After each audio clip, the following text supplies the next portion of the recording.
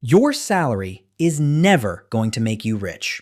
Yours, specifically. $62,000 a year, the exact middle of America. A number so ordinary, it doesn't have a story in it. You will not get the promotion that changes everything. You will not start a company. You will not get lucky once. Your raises will only ever keep pace with inflation, which means in real terms, you will earn the same wage at 64 that you earn at 25. You stay average on purpose and by accident, both at once. And in 40 years, you will have $2.6 million. And almost none of it will have come from your job. Here is the part nobody explains. There are two numbers on your screen on payday. The first one never changes. $1,923, deposited every 2 weeks after the government takes its share. That number is your entire career compressed into a single line. And it will look exactly the same when you are 60 as it does the first time you see it. The second number is the one that moves. And the whole story of your life, the version where you end up wealthy on a salary that never made you wealthy, is the story of what happens in the space between those two numbers. You are 25. The deposit hits on a Friday. $1,923.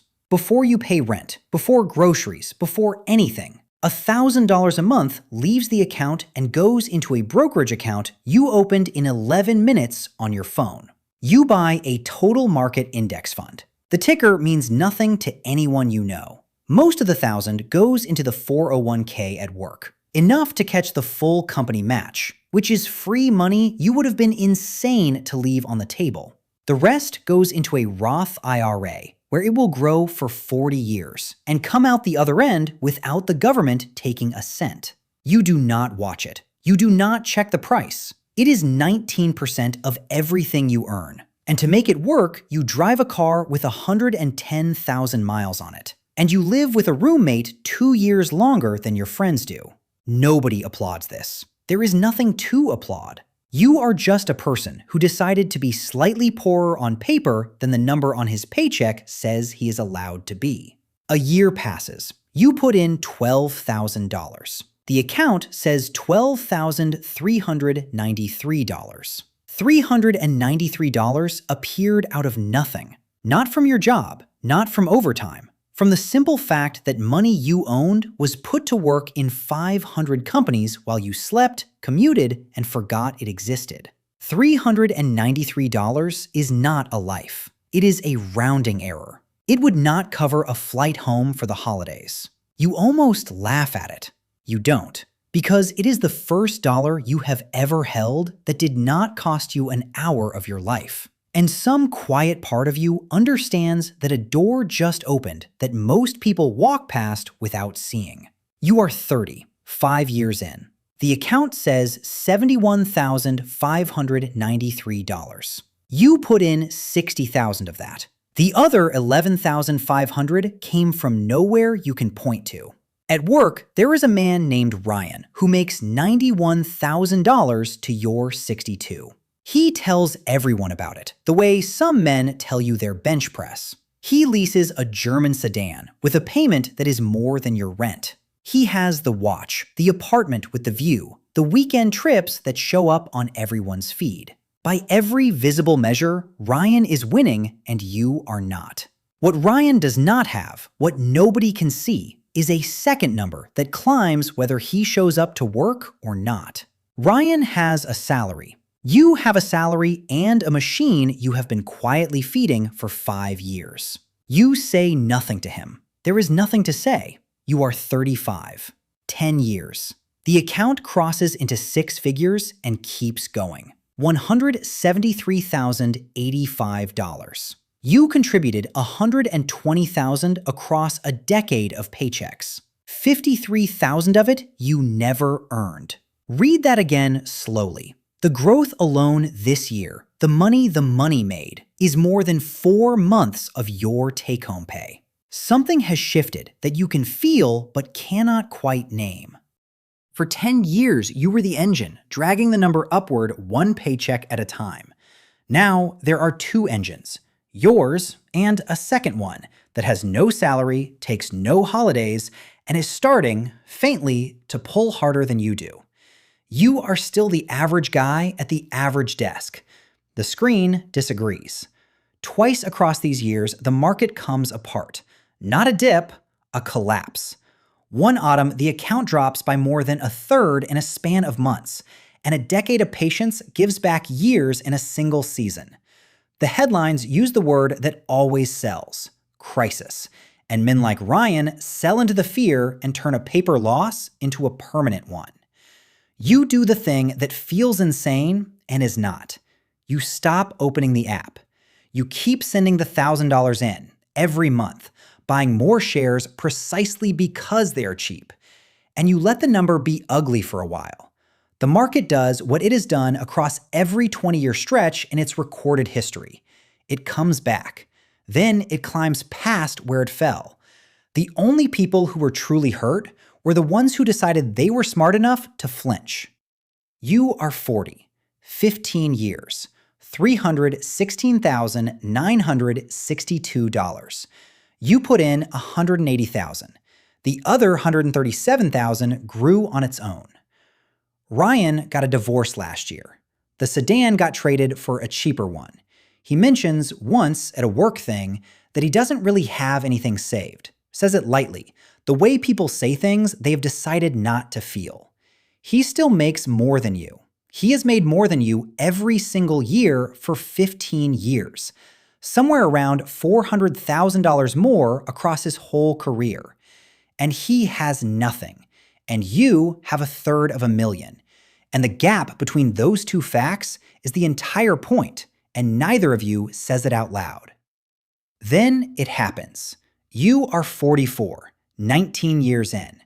The account says $474,250. You have contributed $228,000 of your own money across 19 years of Fridays. And the growth, the part you never worked for, the part that arrived while you were asleep and in traffic and in meetings you don't remember, has just crossed $246,000. For the first time in your life, the money you did not earn is worth more than the money you did.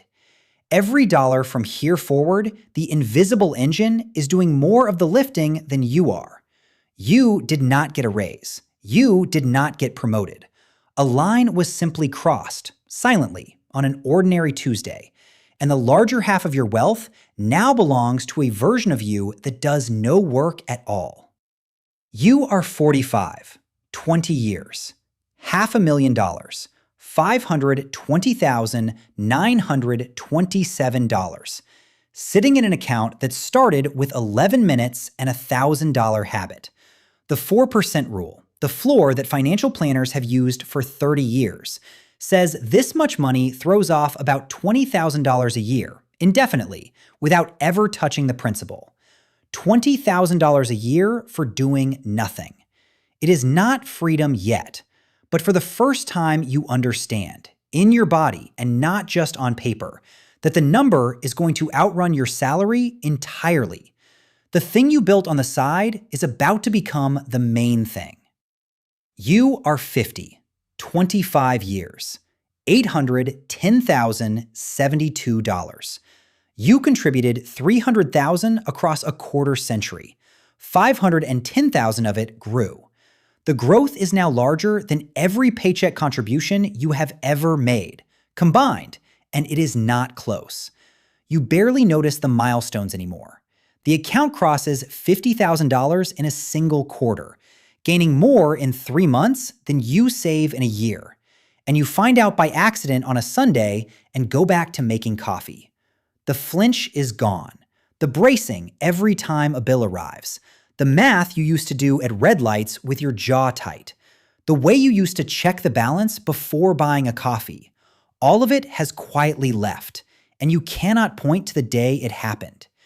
You still pack a lunch most days, not because you have to anymore, because the man who packs his lunch and the man who has $800,000 turned out somewhere along the way to be the same man. You are 55, 30 years. The account crosses $1 million and you tell no one. Not your wife at first, not because it's a secret, but because there is no sentence that fits the moment. $1,219,971. You put in $360,000 over 30 years. The other $860,000 arrived on its own. $1 million on an income that never once cracked the national median. Ryan retired from the company last spring. Or rather, he stopped working and started worrying, which is a different thing. He is 63 soon, and he is doing the math nobody wants to do at 63. You are doing no math at all. The machine does it for you now. You are 60, 35 years, $1,801,055. You contributed $420,000 total across your entire working life. $1,000 a month for 420 months without breaking the habit.